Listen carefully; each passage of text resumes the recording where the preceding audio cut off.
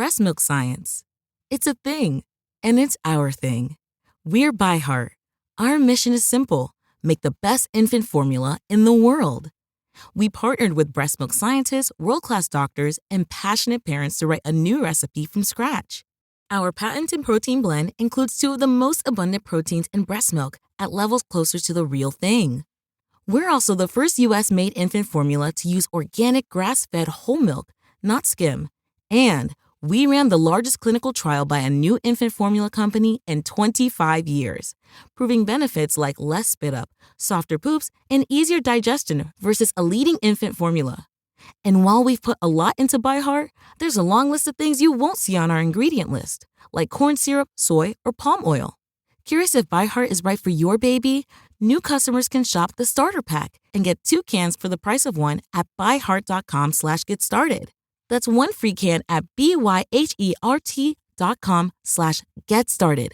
This is a limited time offer. Additional terms and conditions apply. Try it risk-free. That's the ByHeart promise. You ever seen a ghost? Been abducted? Heard your name whispered from the other room when you're all alone? No, you say? Me either. But if you're like me, you're still fascinated by the paranormal. It seems everyone else has had an experience, and you want to believe it all. So why doesn't it happen to us? What does it all mean? How does it work? Is any of it real? Welcome to Paranorm Girl, a show that will attempt to answer these questions by taking the paranormal completely apart in search of proof. I'm not a blind believer, nor a hardened skeptic. I'm just looking for answers, and willing to accept what I find. What's spooky with you? No friend of mine. I'm still unsure of what it was that I saw that night, but it might have been a shadow person. When I was about 15, I lived in a haunted place. Many other things happened to me over the course of the year that my family lived here, but those can be for another time.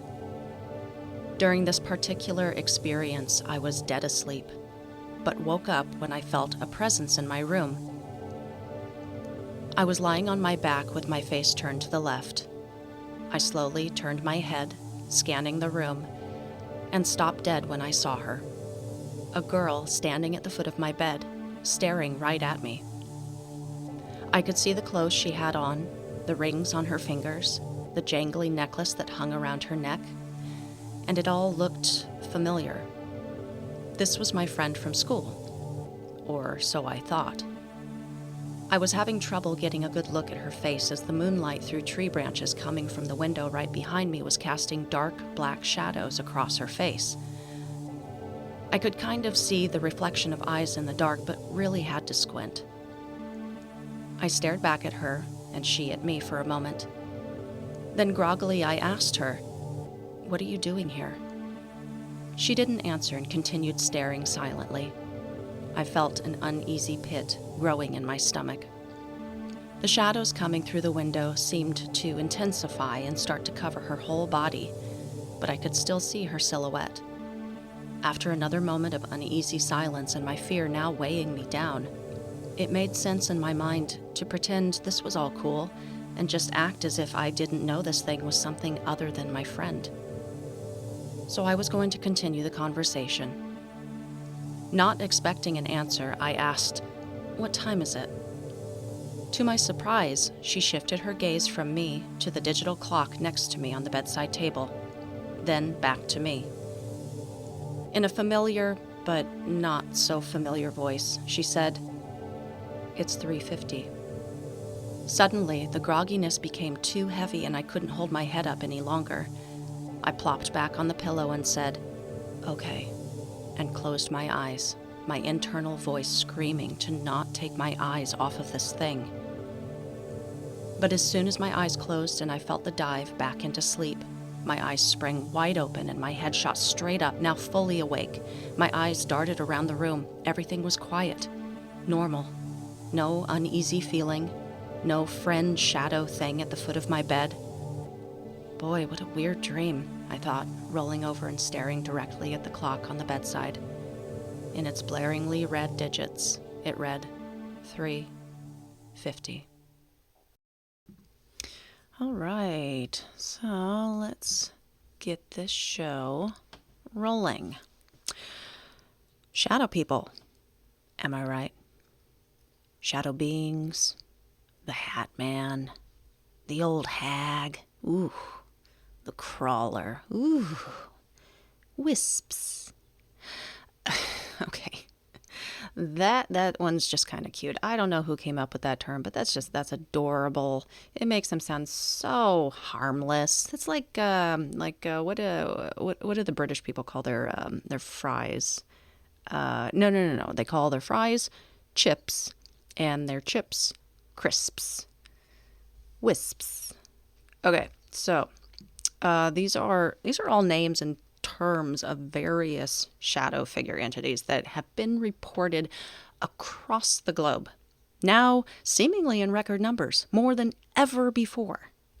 Some experiencers have described them as a menacing and evil force, while others have reported a more neutral or even helpful energy in their interactions with them, like a guide or a guardian angel of some sort. Some speculate that shadow people are actually interdimensional beings or time travelers here to observe. And of course, there are skeptics and science folk who believe these visions are nothing more than the result of physiological and psychological conditions, such as sleep paralysis or the side effects of drugs and alcohol. Right off the bat, we can cast a little doubt on this phenomenon exclusively going hand in hand with sleep paralysis. Author and Hat Man expert Heidi Hollis recounted her very first shadow person experience on episode 247 of the Conspiranormal podcast. She states she'd been staying out of town, and her and a friend were walking along in broad daylight, and she sees this big black mass jumping from tree to tree, following them along the road. Follows them the whole way to their destination, then does it again the whole way back to the place she was staying. She quickly draws a picture of what she saw, ultimately labeling it as a head and shoulders shadow, shows her friend, and surprisingly, the friend is not shocked at all and tells Heidi that, yeah, she's been seeing it herself for years by that point. She's mostly like, whatevs, homie.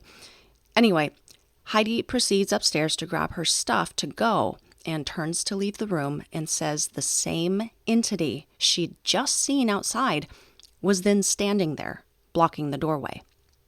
So, not sleeping, no sleep paralysis, definitely awake, and also apparently seeing the same figure that her friend had seen. And piggybacking on the theory that these things are nothing more than hallucinations, author Mike Ricksecker says that shortly after moving to a new house when he was younger, both he and his mother would see the same figure darting around. Thinking it was just them seeing things, it wasn't revealed until later that they were in fact both seeing the same thing. So, are these shared hallucinations? Is that a thing? Perhaps in Mike's instance, there was a gas leak in the house, making him and his mother see things. And maybe both Heidi and her friend are crazy, or they both have schizophrenia. Skeptics always have an out, don't they? But look, Heidi is not the only one to say she had been awake, in broad daylight, and had full ability to move, walk, talk, think, etc. during her experience. And neither of them are alone in having had a shared shadow person encounter. Something is going on. Something is happening here. Now, before we jump any deeper into our very first episode and the shadow person phenomenon, I think I should probably introduce myself and explain what the hell we're doing here. Hi, y'all. I'm Kristen. I freaking love all things spooky and supernatural and mysterious and out of this world. Anything haunted or creepy or without cause or reason or explanation, I'm here for it. Though I myself have had very limited exposure to my own paranormal experiences, I'm still fascinated by it. And we're going to talk about it. All of it.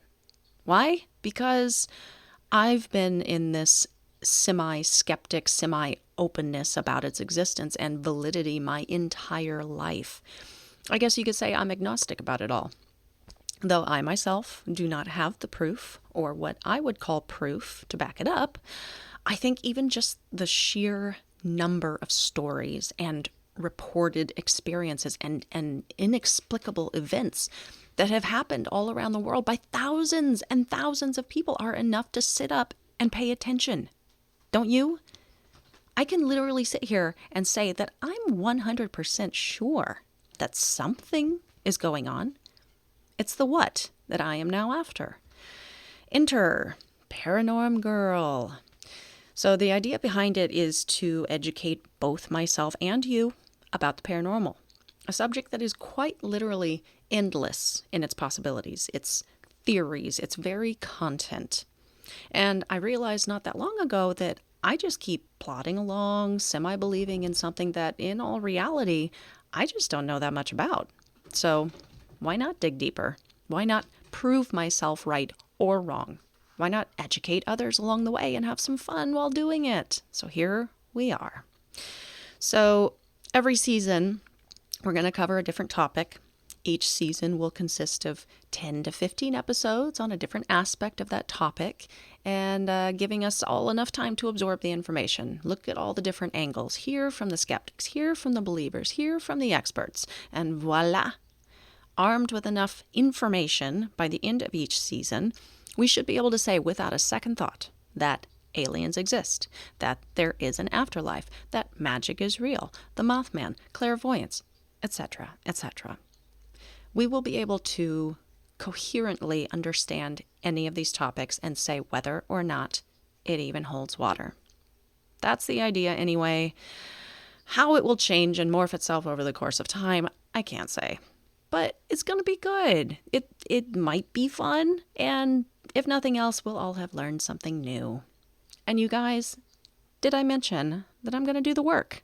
I love research. I live for it. All you guys got to do is turn the lights down, crack a beer, sit back, and enjoy. So, let us begin. Shadow people. What the hell are they? So, the shadow person phenomenon has been around for a very long time, and it is one of the most reported types of ghost sightings. So, is there something to it? Are they real? And if so, what the fuck? Here is where I'm starting. This is the base query.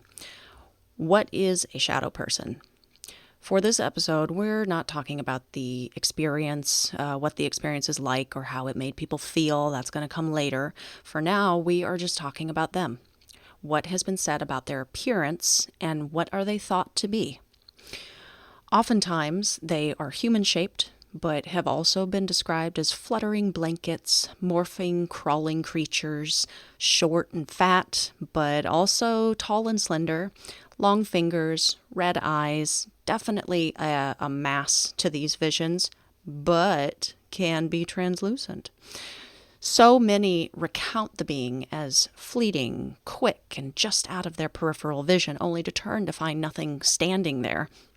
However, some have started reporting witnessing these things straight on, literally being allowed to view them.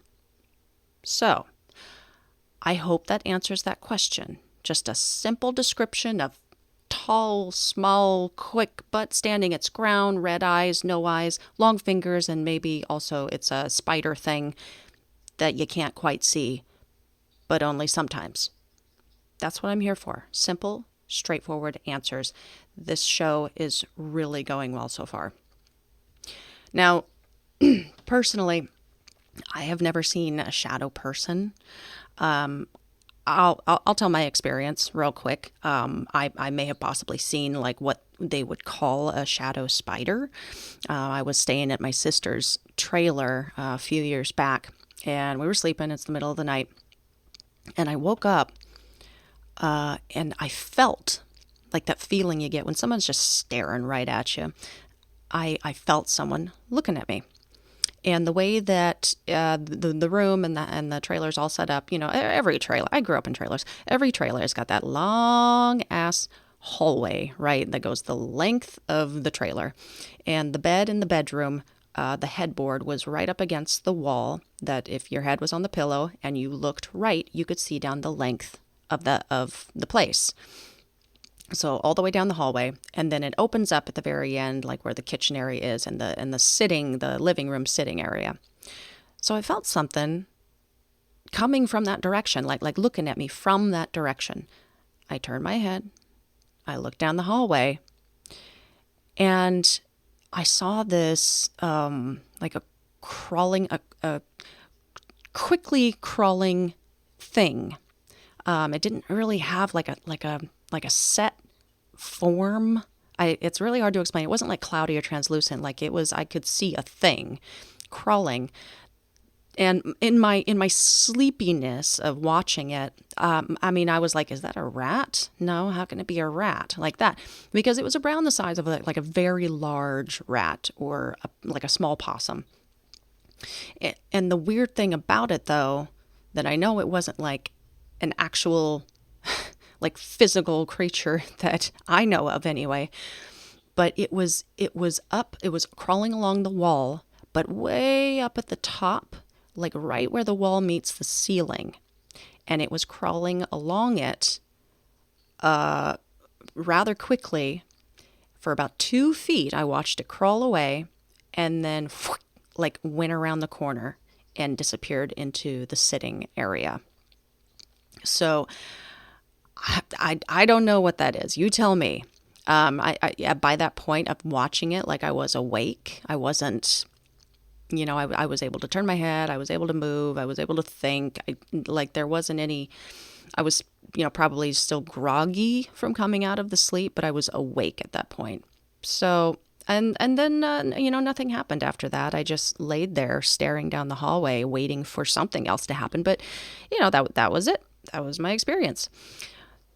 As far as shadow people, though, never seen one. Never seen one. Even while doing the research for this season, I got a little anxiety walking through my dark house or my place of work from the back of the building where the lights for the whole store are located, because of course they are. Of course, that's where they are. But no, not a thing, just my own fear, creating thumps or the sound of something falling over that had no evidence of it, and I'm screaming in my head whenever I'm walking through the dark, please don't let me see one now, not when I look up, not when I look to my right down the aisle, don't let there be something there. And there wasn't. Nothing happened. So, thank goodness. But you have only to type shadow person into the search bar on Reddit or pull it up on YouTube or ask a family member, and bam, everyone else in the world has seen one but you.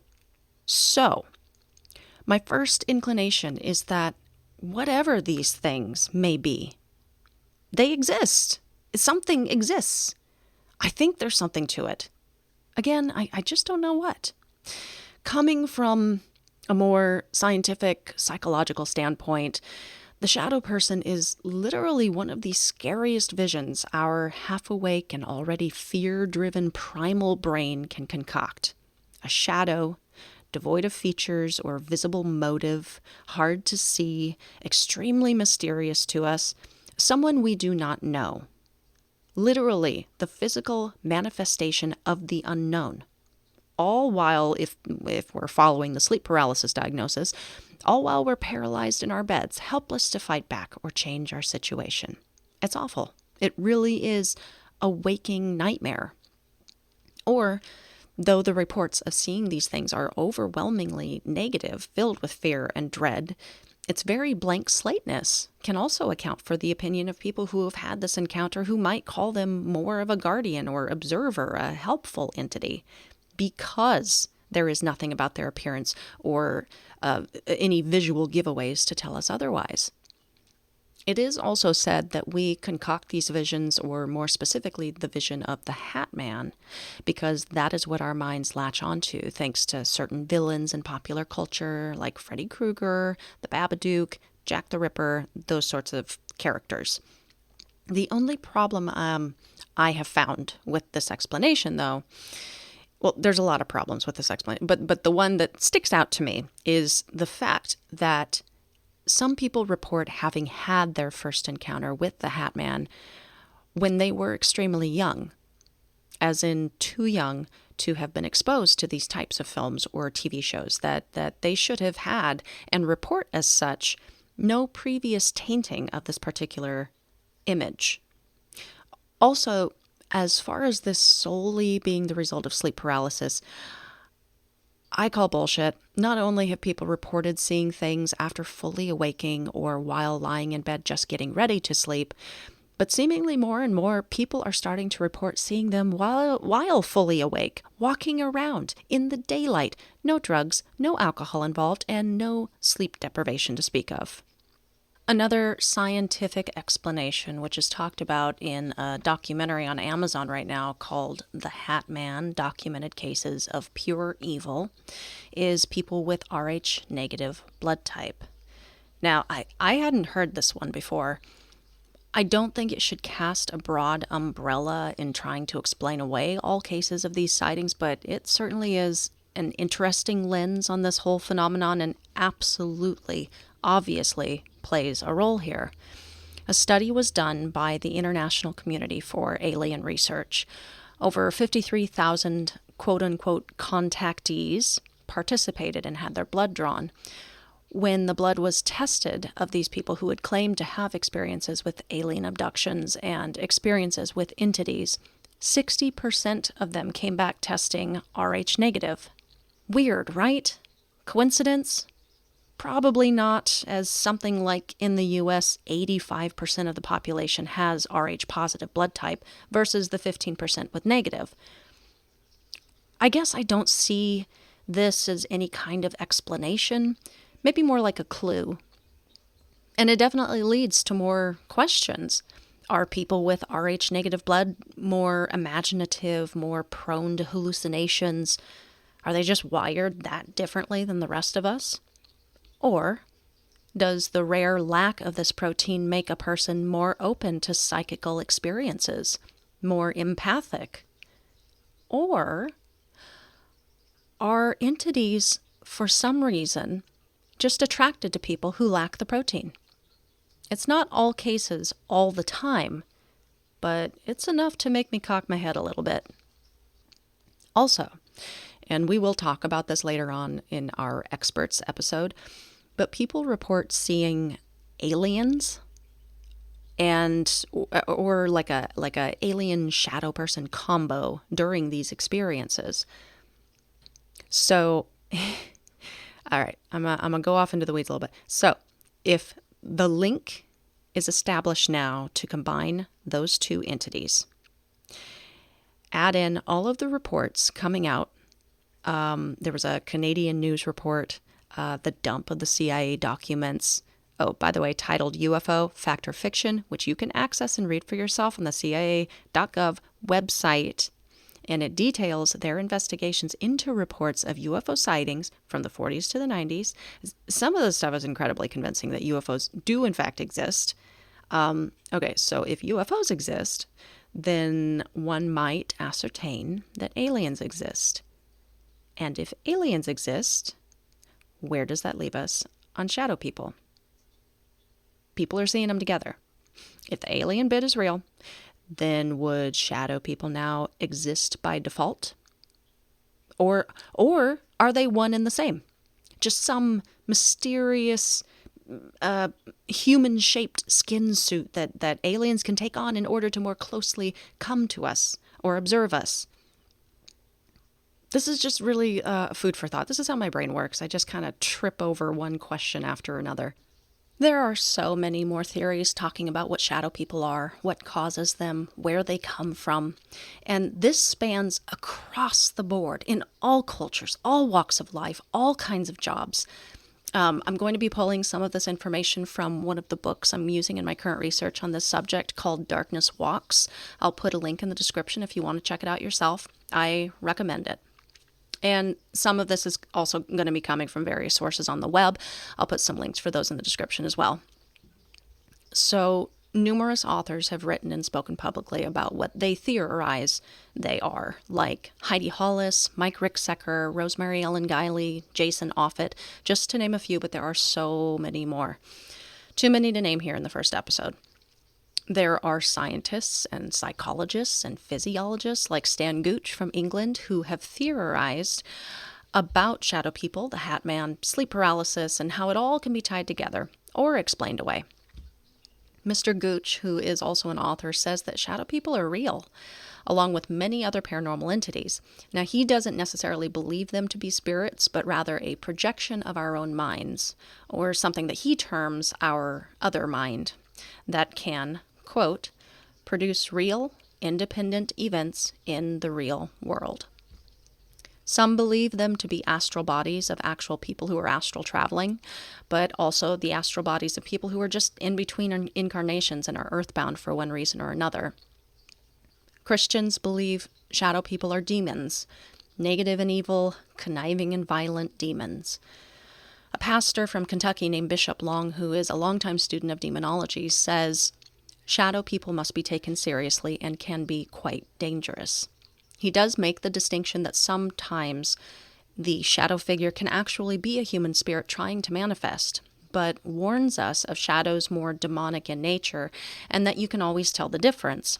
He says, should you see an apparition of what appears to be a human spirit, there will always be some type of defect if it is demonic in nature.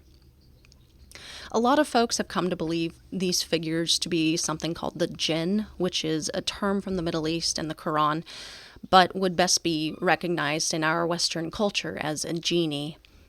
Jinns were here before humans and are made of smokeless fire. They supposedly live right alongside us on Earth, choosing when and when not to be seen. They've been bestowed many special powers according to their origin story in order to test their faith to God. And in the Muslim faith, there are believed to be both good and bad jinn. Recently, I was listening to another paranormal podcast who had a guest speaking on the subject, and it was his belief that every single person is actually assigned their very own jinn, who is with them throughout their life. It seems very similar, I suppose, to how Christians might view a guardian angel or how more New Age folk might think of their higher self or spirit guides. I don't know. The idea of the jinn probably deserves its very own season, as it's almost an entirely different and fascinating subject in itself.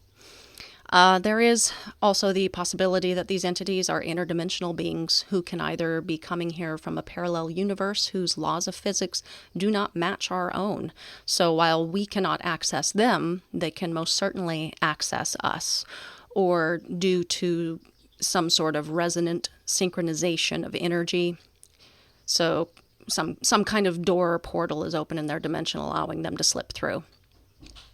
And the final idea of what I think we should talk about today, as far as what they are ghosts. Like I said at the beginning of this episode, this is one of the most reported types of ghost sighting. So it probably goes without saying, but that is one of the most largely held beliefs about shadow people, that they are a visual manifestation of an actual ghost, that there's nothing naughty or nice about them. These are simply our loved ones who have passed on, who have summoned up enough energy to manifest themselves. And I guess without taking any of the other theories into consideration, this would probably be the group I would fall in if I had to choose right now. It makes sense to me. A lot of the time, shadow people are often found in notoriously haunted joints, seem to have a keen attachment to the land of the living. They seem to be intelligent in that they have been known to interact with people, react to things going on around them. I remember a long time ago now watching an episode of TAPS. Do you remember that show, TAPS? I think that was the Atlantic Paranormal Society. And they were investigating this prison. This was the first time I had actually, I think, officially been introduced to the concept of shadow person. Unfortunately, I do not recall which episode or what facility it was, but I distinctly remember them capturing video of this shadow figure up on one of the upper floors with a still camera. You can see this shadow emerge from the distant shadows, come toward the camera, and as if it saw the camera, as if on cue, it makes a sharp turn and beelines it back to the walkway, back into the darkness. It's quick. It really is just a shadowy thing. But you can literally see what look like legs, alternating strides, and it appears to be intelligently reacting to being filmed and makes a quick getaway. This footage was incredible from what I remember.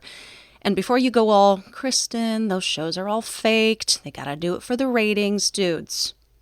This was TAPS. This was way back at the very birth of ghost hunting shows on TV. The only dramatics going on that show was this beautiful, spooky bromance between Jason and Grant. Side note, I actually considered for a while, applying to be one of their interns. This was way back when I was, young enough and energetic enough to do such a thing. But I really wanted to just work on that show. Even back when I was in college, that was when I was in college. Even back then, I loved the paranormal. Okay, so I think we will wrap it up there for today. Never fear, there will be much, much more to come. We will definitely dive deeper into various facets of this phenomenon in order to hopefully reach a conclusion by the end of this season. I just wanted to get something going and get this moving. I've been doing a lot of research, you guys, and I've just been kind of chomping at the bit to get recording. I'm a logical person. I will be first to admit that. But I am also an open-minded dreamer, too. One that wants to believe deeply, to believe that the mysterious is real, that there is something to all of this. Because ultimately, I want to know that life exists after death. And that's a big jump to make right now. As you come to know me, you'll see how I try to connect those dots. And yes, we are definitely doing a season on NDEs and afterlife theories and all that. So if you're not into that kind of thing, keep scrolling, as they say. But if you are, welcome. Stay tuned. It's probably going to get weird. But right at the start, I wanted to explore something fun and also something that I didn't know much about. It absolutely terrifies me what I may come to know. But ultimately, I am just too curious, and I'm probably going to end up getting bit in the ass with this one. All right, y'all, that is all on this subject for now. Thanks for hanging in there with me for Paranorm Girl's maiden voyage. Next week, I'm going to talk about the history and lore of shadow people, so should be dang interesting. If you want to keep posted and updated on future episodes or have any questions or suggestions, hit me up on the Facebook or Twitter page.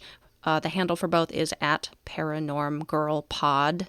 No hyphens, no capitals, whatever, just at Paranorm Girl Pod. They're both very, very new, so excuse me while I continue adding that content and beautifying it all for you. You can also shoot me an email, and that address is paranormgirlpod@gmail.com. And of course, if this episode really tickled you in your tickly place, I know I had fun, why don't you give me a thumbs up or a star rating or whichever platform you're listening on. Just, show me some love. And a final note. I'm really excited to keep this lesson going. There is so much that we don't understand, that I personally don't understand. While I do this research to feed my own personal, insatiable desire to learn, I truly hope in the process to do the same for you. Let's be unfathomably insatiable students together. Let's ask the questions that beg for answers. Let's not keep accepting half-truths and slanted histories. We want more. We want the truth. And we want it now. Whether you are a believer, a skeptic, or a mix of both by the time this is all over, you will at least know you did your due diligence, gathered the evidence, and were able to form your own well-informed conclusion about ghosts, or demons, or shadow people. We don't know what they are yet, but we will learn to the best of our ability. Until we do, stay safe, keep that nightlight on, and sleep with one eye open.